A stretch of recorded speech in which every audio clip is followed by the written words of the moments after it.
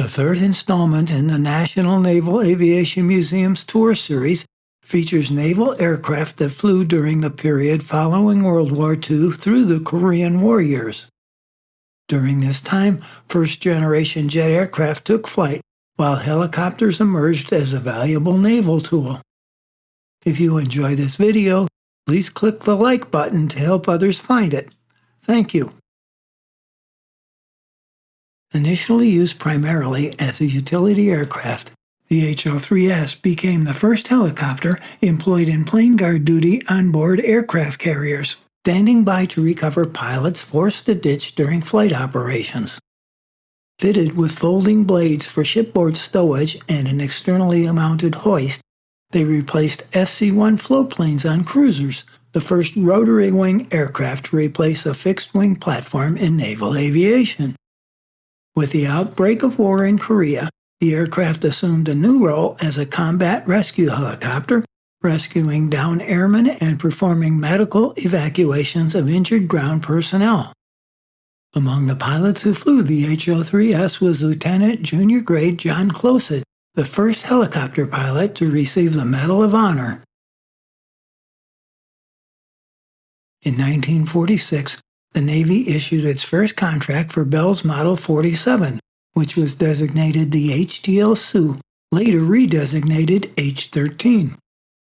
The last Sioux retired from naval inventory in 1973, and all told, the Navy procured 187.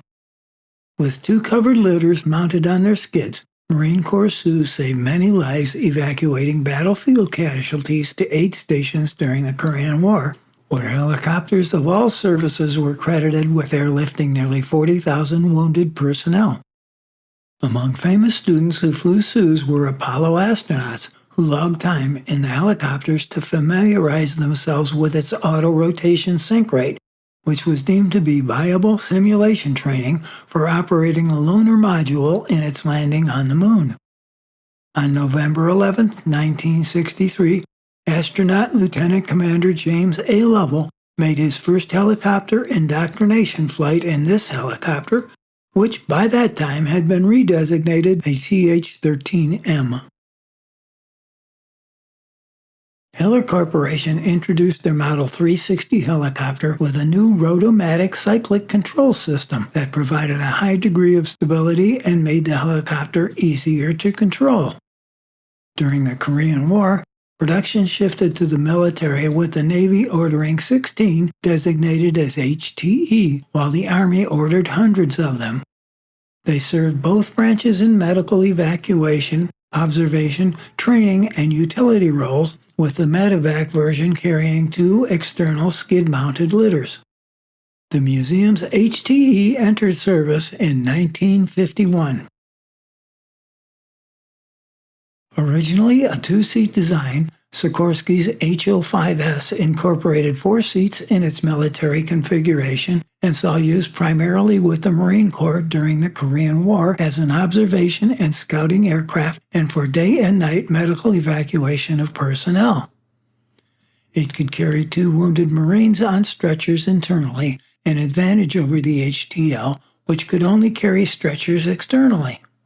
Even though in the hands of a Sikorsky test pilot it established a world helicopter speed record, military pilots found its speed deficient when it came to the missions it was tasked to perform. Plus, its small cabin size and relatively limited range also worked against it.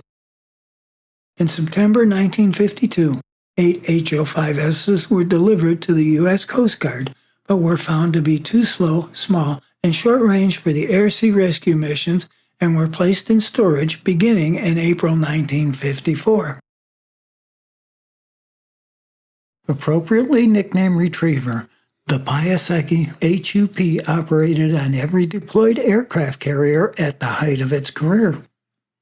In 1955, a Retriever became the first aircraft to land on a nuclear-powered vessel, its wheels touching down on the submarine Nautilus. Its primary missions were search and rescue and plane guard duty on board aircraft carriers, its capabilities enhanced by the installation of a rescue hoist that lowered through a floor hatch that was wide enough to allow for the passage of a loaded stretcher. The retriever's tandem overlapping rotor configuration was used in future helicopter designs, notably the CH-46C Knight. This HUP retriever operated in squadron detachments on board the carriers Forrestal, Lake Champlain, Saratoga, and Randolph, and was acquired by the museum in 1988. The Navy acquired 97 Cessna 01C spotter planes for the Marine Corps in 1951. The Bird Dog's combat service began in the Korean War, where it served in a scouting role for Army and Marine units, followed by active use in the Vietnam War as a forward air control aircraft. The Avalon's U-1 Otter supported Navy squadrons during Operations Deep Freeze 2 and 3, operations building a permanent South Pole station along with 3 other stations. North American's T-28 Trojan was introduced in the 60s and served into the 80s in the Naval Air Training Command.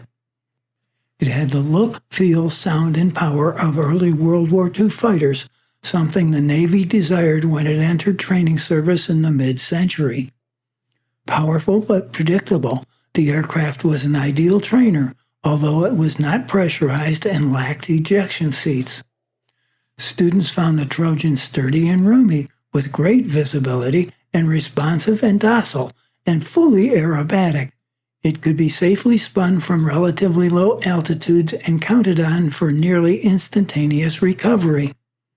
This T-28 Trojan arrived at the museum in 1990 and is displayed in the markings of Training Squadron 6. The Lockheed TV-2 is a 2-seat version of the P-80 Shooting Star, the U.S. Air Force's first operational jet fighter. Beginning in 1957, TV-2s trained the Navy's first generation of jet pilots and also supported missile testing as control aircraft and target drones. Though successful as a land-based trainer, the TV-2 was not satisfactory for carrier operations. The Shooting Star was an Air Force T-33 that was restored to the operational appearance of a Navy TV-2 with an unpainted, polished finish. Introduced in March 1948, the Martin A.M. Mauler answered a mid-World War II naval request for a single-seat monoplane combination dive and torpedo bomber. Its armament consisted of 4 20mm cannon with 200 rounds per gun, 2 in each wing, and could operate with 4,500 pounds of bombs or torpedoes that were loaded on a centerline hardpoint, 2 center section outer hardpoints, plus 6 hardpoints on the outer section of each wing. Pilots found the Maulers a heavy-handling aircraft that was difficult to fly in formation and hard to land on carriers. They served in the U.S. Atlantic Fleet until being assigned to land-based service, replaced by the A-1 Skyraider. It was retired from naval service in 1953, never seeing combat. The museum's Mauler was retired for the Naval Air Reserve in 1955 and arrived at the museum in 1972. Introduced in 1946, the Douglas A-1 Skyraider is a single-engine, single-seat ground attack aircraft. Armament began with 2 20mm cannons installed in the wings that was later upgraded to 4 and included 7 hardpoints on each wing and 1 centerline hardpoint capable of carrying up to 6,000 pounds of bombs, torpedoes, mine dispensers, unguided rockets, and gun pods. While the Korean War is known for the introduction of the jet age, Skyraiders benefited from better range, longer loiter times, and variety of ordnance when compared to their jet counterparts. In addition to bombing missions, they also flew radar jamming and night strike missions. They continued their close air support service during the war in Vietnam, where their loitering ability enabled them to stay on station protecting downed pilots until rescue helicopters arrived. Enemy-improved anti-aircraft capabilities led to their withdrawal from service later in the war. After World War II, the Navy issued a new requirement for a carrier-based anti-submarine warfare aircraft. The Grumman AF Guardian was designed in two versions, each tasked with a separate role. The AF-2S incorporated a wing-mounted searchlight and radar, along with provisions for carrying sonobuoys and a blend of rockets, depth charges, bombs, and homing torpedoes. The AF-2W replaced the bomb bay with a large radome and APS-20 radar that bulged out from the bottom of the fuselage. Nicknamed the Scrapper and the Guppy, the two planes operated in tandem as hunter-killer teams, with the First Fleet anti-submarine squadrons receiving the airplane beginning in 1950. The Guardian demonstrated poor low-speed handling characteristics. This and the fact that they routinely operated from small-deck aircraft carriers resulted in a high accident rate that plagued the airplane. Guardians served in fleet squadrons until 1955, at which time VS-37 retired its last Guardian to accept delivery of the S-2F Tracker, which combined the search and rescue roles in one airplane.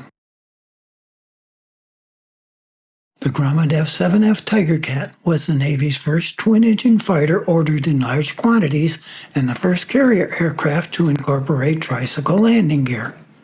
The Tiger Cat was heavily armed to perform as a ground support aircraft, equipped with 4 20mm cannon and 4 50 caliber machine guns. Too late for service in World War II, the Tiger Cat served in several Marine Corps squadrons after the war and later performed close air support, night fighter, reconnaissance, and utility missions during the Korean War. Its operational life coincided with the advent of more powerful, faster jet aircraft, rendering it obsolete after only a few years. The most powerful single-piston engine aircraft ever built, Grumman's F-8F Bearcat outperformed all others in all aspects of combat maneuverability. Post-war, the Bearcat was a major U.S. Navy and Marine Corps fighter, equipping 24 fighter squadrons in the Navy and a smaller number in the Marines. Often mentioned as one of the best handling piston engine fighters ever built, its performance was sufficient to outperform many earlier jets. Its capability for aerobatic performance is illustrated by its selection as the second demonstration aircraft for the Navy's elite Blue Angels Flight Demonstration Squadron. The F-9F Panther and F-2H Banshee largely replaced the Bearcat as their performance and other advantages eclipsed piston engine fighters. Initially designated the XFD-1, the prototype of the McDonnell F-H Phantom was delivered for evaluation in 1946, thus becoming the Navy's first jet fighter. The XF-1D completed the first U.S. Naval Aviation pure jet carrier qualifications on board the carrier Franklin D. Roosevelt. The first F-H Phantoms joined the fleet in 1947, with Marine Squadron 122 flying them as part of an unofficial demonstration team called the Marine Phantoms. The aircraft's frontline career was short-lived, equipping only one Navy and 2 Marine squadrons. They were transferred to U.S. Naval Reserve squadrons in 1950 and retired in 1953. The successor to McDonnell's F-H-1 Phantom, the F-2H Banshee, proved to be a fast and capable high-altitude fighter, making it the aircraft of choice to escort B-29 bombers over Korea.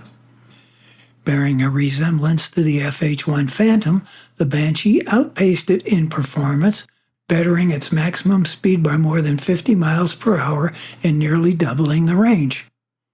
It had 2 adverse traits in that the tail section was particularly vulnerable to any stress loads beyond the manufacturer's G-load limits, and the landing gear was very fragile, precluding carrier-arrested landings above the recommended landing weight.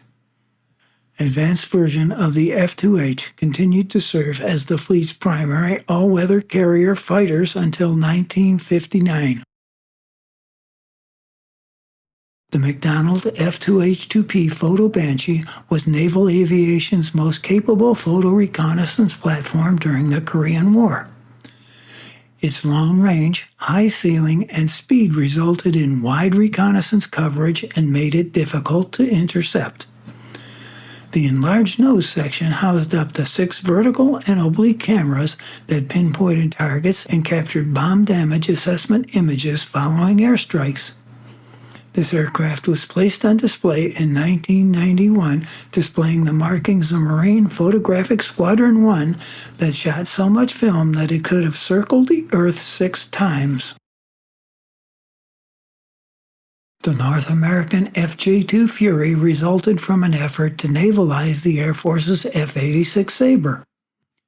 It was armed with 4 20mm cannon, had a max speed of 676 miles per hour, a 990-mile range, and 41,700-foot ceiling. Plagued with problems when operating aboard ship, the FJ-2 was flown exclusively by Marine Corps squadrons while in frontline service, but it arrived too late to serve in the Korean War. It was introduced in 1954 and retired in 1962. This FJ-2 Fury is displayed in the markings of the Naval Air Test Center at Pawtucket River, Maryland. The North American FJ-4 was the final version of the swept-wing Fury fighters delivered to the Navy and was a complete redesign that solved many problems that plagued earlier models. To accommodate an increased internal fuel capacity, engineers redesigned the fuselage to make it shorter and deeper while adapting the aircraft's wing design to feature high lift flaps, a controllable drooping leading edge, and mid-span control surfaces.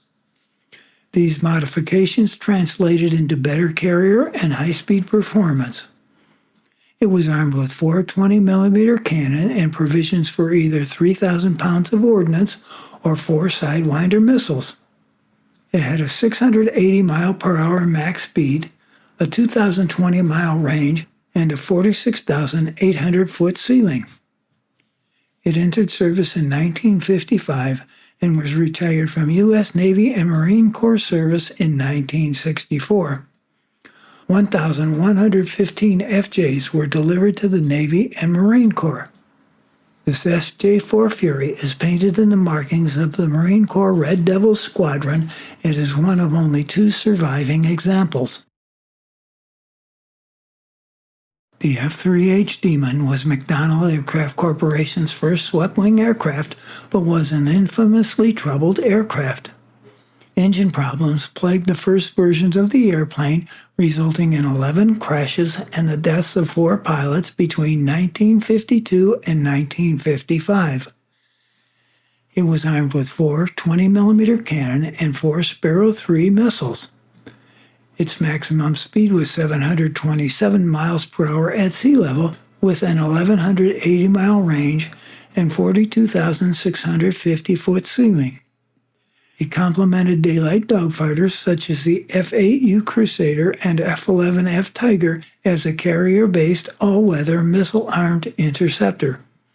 It was introduced in 1956 and was retired in 1964 before it could serve in Vietnam. This F-3H-2M has the markings of Fighter Squadron 193. Douglas's Delta Wing F-4D Skyray holds the distinction of being the first carrier aircraft to hold world speed and climb records. It was armed with 4 20mm cannon and could carry up to 4,000 pounds of ordnance. It had a 722-mile-per-hour max speed, a 1,200-mile range, and a 55,000-foot ceiling. At the height of its service, it equipped 17 frontline Navy and Marine Corps squadrons, including the all-weather Fighter Squadron 3 that was the only Navy squadron assigned to the North American Air Defense Command. The Skyray entered service in 1956 and was phased out in 1964. Boasting a unique tailless design, the chance-bought F-7U Cutlass was ahead of its time, but the capabilities of available power plants haunted the aircraft. Structural shortcomings and its underpowered engine plagued it, resulting in several deaths and the loss of over a quarter of all F-7Us to operational accidents. All three XF-7U-1 prototypes crashed, as did 2 of the first 14 production aircrafts eventually ordered by the Navy. The aircraft's poor safety record caused Vice Admiral Harold M. Martin, Air Commander of the United States Pacific Fleet, to replace the Cutlass with the Grumman F9F-8 Cougar. Grumman's first jet fighter, the F9F Panther, was delivered to the Navy in 1949. It was armed with 4 Mark III 20mm cannon and could carry either 8 5-inch rockets or 3,000 pounds of bombs. It had a cruising speed of 481 miles per hour and a max speed of 575 miles per hour, with a range of 1,100 miles and a 42,800-foot ceiling. During the Korean War, both Navy and Marine squadrons used the Panther, with one making the first U.S. Navy jet-versus-jet kill. This Panther served with both Navy and Marine Corps squadrons in Korea. Introduced in 1953 as the swept-wing successor to the F-9F Panther, the F-9F Cougar was intended for combat over Korea, but arrived too late for the war. It was armed with 4 20mm cannon and carried either 4 Sidewinder missiles or 2,000 pounds of bombs. It had a cruising speed of 541 miles per hour and a max speed of 705 miles per hour, a 600-mile range, and a 50,000-foot ceiling. The Cougar saw its sole combat in Vietnam, where 4 two-seat training versions of the aircraft served briefly as forward air control aircraft. It was introduced in 1953 and was retired from the U.S. Navy in 1974. This F9F-6 Cougar served the Navy until 1959. Grumman's F-11F Tiger featured bin-swept wings, incorporated spoilers instead of ailerons, and its Coke bottle-shaped fuselage design enabled it to exceed Mach 1. 4 20mm cannon and provision for 4 Sidewinder missiles armed the Tiger. Its cruising speed was 577 miles per hour with a top speed of 728 miles per hour, along with an 1,110-mile range and 49,000-foot ceiling.